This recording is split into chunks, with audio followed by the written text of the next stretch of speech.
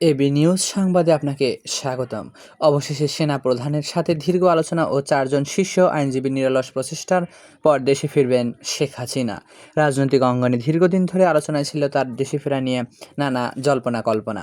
আজ সেই জল্পনার অবসান ঘটানো আনুষ্ঠানিকভাবে সিদ্ধান্তের মধ্য দিয়ে আইনজীবীদের যৌক্তিক সংবিধান অনুযায়ী শেখ হাসিনার দেশে ফেরায় কোনো আইনি বাধা নেই। তাদের কৌশলী পদক্ষেপই শেষ পর্যন্ত এই সমাধান এসেছে। অন্যদিকে সেনাপ্রধান রাজনৈতিক স্থিরতার সাথে ইতিবাচক ভূমিকা রাখেন। জাতির মানুষও অপেক্ষায় ছিল এই ঐতিহাসিক মুহূর্তটির জন্য। শেখ হাসিনা দেশে ফেরার সংবাদে দলের নেতাকর্মীদের মধ্যে দেখা দিয়েছে উল্লাস। বিভিন্ন স্থানে শুরু হয়েছে আনন্দ মিছিল ও শোভাযাত্রা। তার অনুপস্থিতিতে রাজনীতিতে যে শূন্যতা তৈরি হয়েছিল তা পূরণ হবে বলে মনে করেছেন বিশ্লেষকরা। আইনজীবীদের এই প্রচেষ্টা বাংলাদেশের রাজনৈতিক ইতিহাসে নতুন অধ্যায় হিসাবে দেখা দেবে।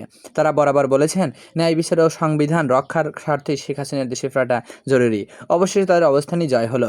এখন বিষয় হলো দেশে ফিরে তিনি কিভাবে রাজনীতির হাল ধরবেন। জনগণের প্রত্যাশা দেশে স্থিতিশীলতা ও গণতন্ত্র ফিরে আসবে তার নেতৃত্বে। বিশেষজ্ঞদের মতে এটি কেবল একটি রাজনৈতিক সিদ্ধান্ত নয়, বরং জাতীয় জীবনে বড় পরিবর্তনের সূচনা।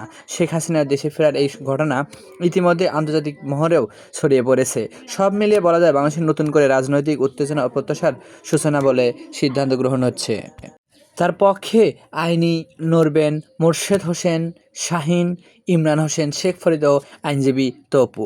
আইনজীবীদের পক্ষে শাহীন বলেন, সাবেক প্রধানমন্ত্রী শেখ হাসিনার মামলাগুলোতে ন্যায় বিচার নিশ্চিত করার জন্য আমরা তার পক্ষে লড়তে আদালতে আবেদন জমা দিয়েছি, কিন্তু আদালত আমাদের অনুমতি দেননি। এরকম নিত্য নতুন খবর পেতে আমাদের চ্যানেলটি সাবস্ক্রাইব করুন। ধন্যবাদ।